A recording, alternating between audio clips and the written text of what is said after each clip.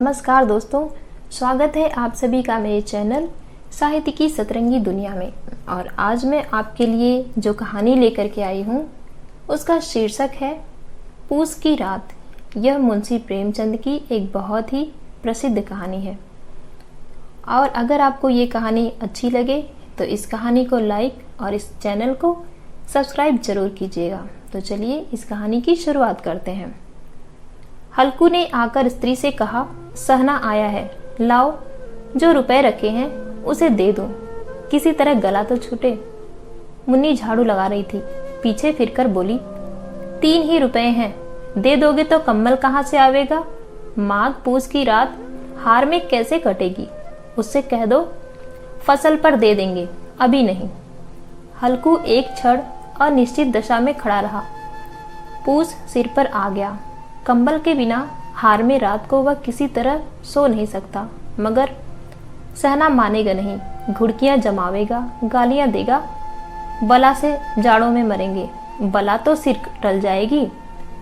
यह सोचता हुआ वह अपना भारी भरकम डील लिए हुए स्त्री के समीप आ गया और खुशामद करके बोला, दे दे, गला तो छूटे, कंबल के लिए कोई दूसरा उपाय सोचेंगे।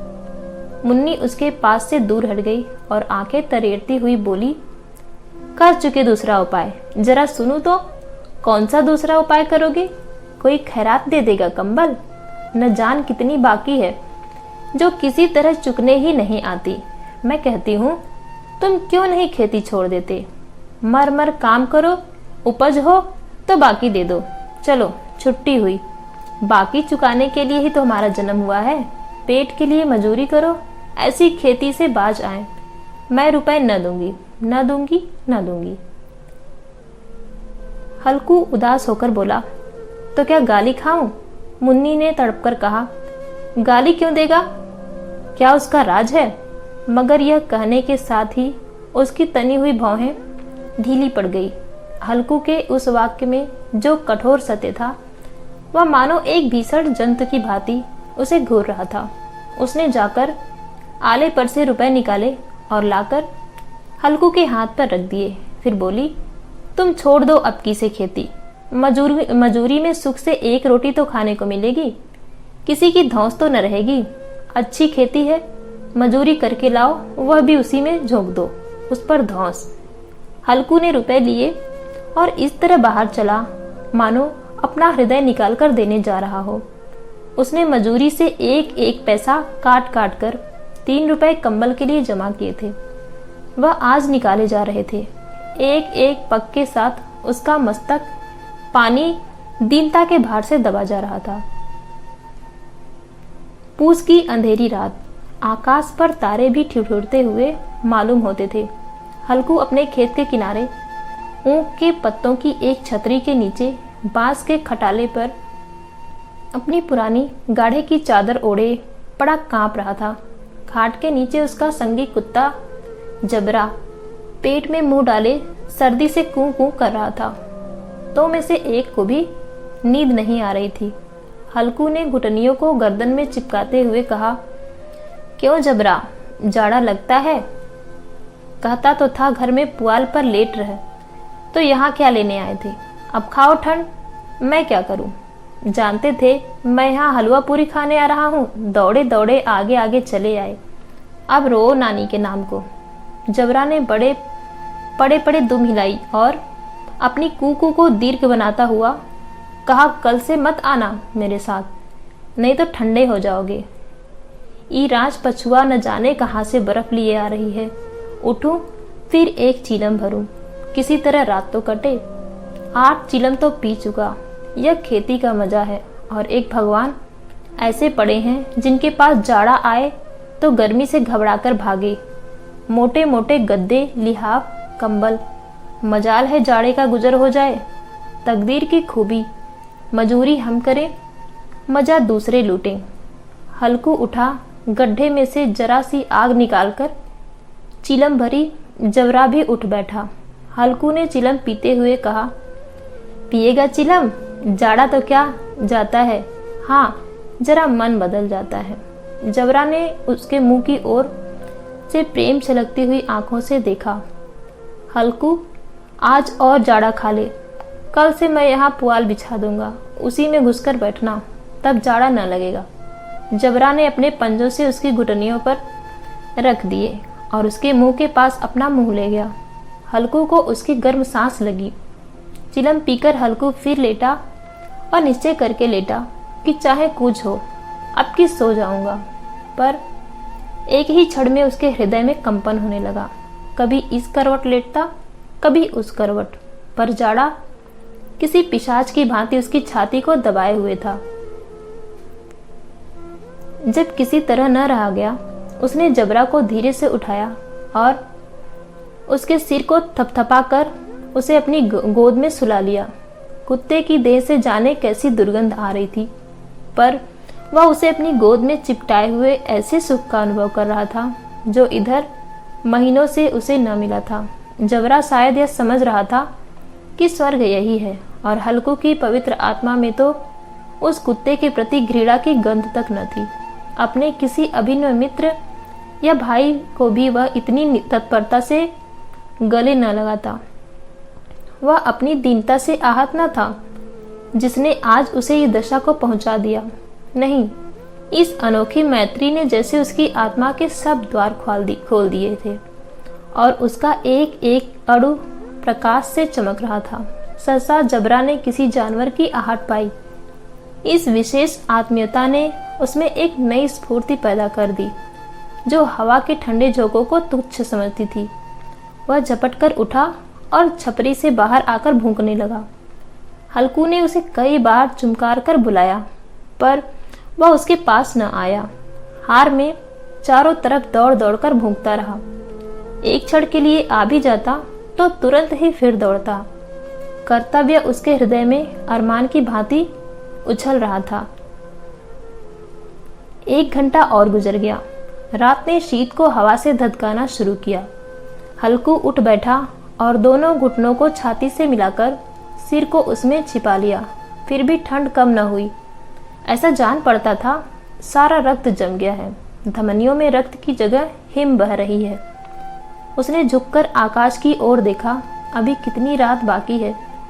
सप्तर्षि अभी आकाश में आधे भी नहीं चढ़े। ऊपर आ जाएंगे तब कहीं सवेरा होगा। अभी पहर से ऊपर रात है। हल्कू के खेत से कोई एक गोली के टप्पे पर आमों का एक बाग था। पतझड़ शुरू हो गई थी। बाग में पत्तियों का ढेर लगा हुआ था। हल्कू ने सोचा चलकर पत्तियों को बटोरूं और उन्हें जलाकर खूब तापूं।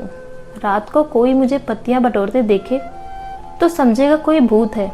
कौन जाने कोई जानवर ही छिपा बैठा हो। मगर अब तो बैठे नहीं रहा जाता।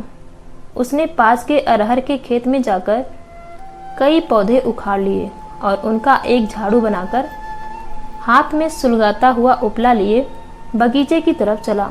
जबरा ने उसे आते देखा, पास आया और दुम हिलाने लगा। हल्कू ने कहा, अब तो नहीं रहा जाता जबरू, चलो बगीचे में पत्तियां बटोर कर तापे। टांटे हो जाएंगे तो फिर आकर सोएंगे, अभी तो बहुत रात है। जबरा ने कूं-कूं करके सहमति प्रकट की और आगे बगीचे की ओर चला। बगीचे में खूब अंधेरा छाया हुआ था और अंधकार में निर्दय पवन पत्तियों को कुचलता हुआ चला जाता था। वृक्षों से ओस की बूंदें टप टप नीचे टपक रही थी। एकाएक एक झोंका मेहंदी के फूलों की खुशबू लिए हुए आया। हल्कू ने कहा, कैसी अच्छी महक आई जबरू, तुम्हारी नाक में भी तो सुगंध आ रही है। जबरू को कहीं जमीन पर एक हड्डी पड़ी मिल गई। उसे चिंचोड़ रहा था। हल्कू ने आंख जमीन पर रख दी और पत्तियां बटोरने लगा। जरा देर में पत्तियों का ढेर लग गया। हाथ ठिठुरते जाते थे, नंगे पांव गले जाते थे और वह पत्तियों का पहाड़ खड़ा कर रहा था। इसी अलाव में वह ठंड को जलाकर भस्म कर देगा। थोड़ी देर में अलाव जल उठा। उसकी लौ ऊपर वाले वृक्ष की पत्तियों को छू छू कर भागने लगी। उस अस्थिर प्रकाश में बगीचे के विशाल वृक्ष ऐसे मालूम होते थे मानो उस अथाह अंधकार को अपने सिरों पर संभाले हुए हों। अंधकार के उस अनंत सागर में यह प्रकाश का एक नौका के समान हिलता मचलता हुआ जान पड़ता था। हल्कू अलाव के सामने बैठा आग ताप रहा था। एक क्षण में उसने दोहर उतार कर बगल में दबा ली। दोनों पांव फैला दिए, मानो ठंड को ललकार रहा हो। तेरे जी में आए सो कर। ठंडी की असीम शक्ति पर विजय पाकर वह विजय गर्व को हृदय में छिपा न सकता था। उसने जबरा से कहा, क्यों जब्बर, अब ठंड नहीं लग रही है? जब्बर ने कूं कूं करके मानो कहा, अब क्या ठंड लगती रहेगी, पहले से यह उपाय न सूझा, न इतनी ठंड क्यों खाते? जब्बर ने पूंछ हिलाई। अच्छा, आओ इस अलाव को कूद कर पार करें, देखें कौन निकल जाता है। मगर जल गए बच्चा तो मैं दवा न करूंगा। जब्बर ने अग्नि राशि की ओर कातर नेत्रों से देखा। मुन्नी से कल न कह देना, नहीं लड़ाई करेगी। यह कहता हुआ वह उछला और उस अलाव के ऊपर से साफ निकल गया। पैरों में जरा लपट लगी, पर वह कोई बात न थी। जबरा आग के गिर्द घूमकर उसके पास आ खड़ा हुआ। हल्कू ने कहा, चलो चलो, इसकी सही नहीं, ऊपर से कूद कर आओ। वह फिर कूदा और अलाव के इस पार आ गया। पत्तियां जल चुकी थी। बगीचे में फिर अंधेरा छा गया था।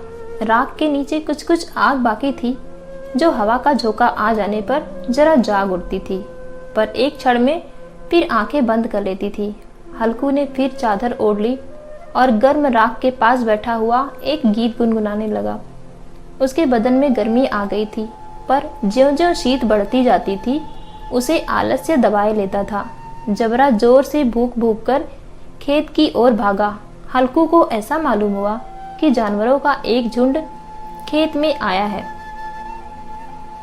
शायद नीलगांव गायों का एक झुंड था। उनके दौड़ने कूदने की आवाजें साफ कान में आ रही थी। फिर ऐसा मालूम हुआ कि खेत में चर रही हैं। उनके चबाने की आवाज चर चर सुनाई देने लगी। उसने दिल में कहा, नहीं, जबरा के होते कोई जानवर खेत में नहीं आ सकता, नोच ही डाले, मुझे भ्रम हो रहा है। कहा, अब तो कुछ सुनाई नहीं देता, मुझे भी कैसा धोखा हुआ। उसने जोर से आवाज लगाई, जबरा जबरा। जबरा भूखता हुआ रहा, उसके पास न आया। फिर खेत के चरे जाने की आहट मिली। अब वह अपने को धोखा न दे सका। उसे अपनी जगह से हिलना जहर लग रहा था। कैसा ददाया हुआ बैठा था। इस जाड़े पाले में खेत में जाना, जानवरों के पीछे दौड़ना असह्य जान पड़ा। वह अपनी जगह से न हिला। उसने जोर से आवाज लगाई, हिलो हिलो हिलो। जबरा फिर भूख उठा। जानवर खेत चर रहे थे, फसल तैयार है, कैसी अच्छी खेती थी, पर ये दुष्ट जानवर उसका सर्वनाश किए डालते हैं। हल्कू पक्का इरादा करके उठा और 2-3 कदम चला, पर एकाएक हवा का एक ऐसा ठंडा चुभने वाला बिच्छू के डंक का सा झोंका लगा कि वह फिर बुझते हुए अलाव के पास आ बैठा और राख को कुरेद कर अपनी ठंडी देह को गरमाने लगा। जबरा अपना गला फाड़ डालता था। नील गाय खेत का सफाया किए डालती थी और हल्कू गर्म राख के पास शांत बैठा हुआ था। और करमणिता ने रस्सियों की भांति उसे चारों तरफ से जकड़ रखा था। उसी राख के पास गर्म जमीन पर वही चादर ओढ़कर सो गया। सवेरे जब उसकी नींद खुली तब चारों तरफ धूप फैली हुई थी और मुन्नी की कह रही थी, क्या आज सोते ही रहोगे? तुम यहाँ आकर गरम रम गए और उधर सारा खेत चौपट हो गया। हल्कू ने उठकर कहा, क्या तू खेत से होकर आ रही है? मुन्नी बोली, हाँ, सारे खेत का सत्यानाश हो गया। भला ऐसा भी कोई सोता है? तुम्हारे यहाँ मड़ैया डालने से क्या हुआ? हल्कू ने बहाना किया, मैं मरते मरते बचा, तुझे अपने खेत की पड़ी है। पेट में ऐसा दर्द हुआ कि मैं नहीं जानता हूँ। दोनों फिर खेत के डांड पर आए। देखा सारा खेत रौंदा पड़ा हुआ है और जबरा मड़ैया के नीचे चित लेटा है, मानो प्राण ही न हो।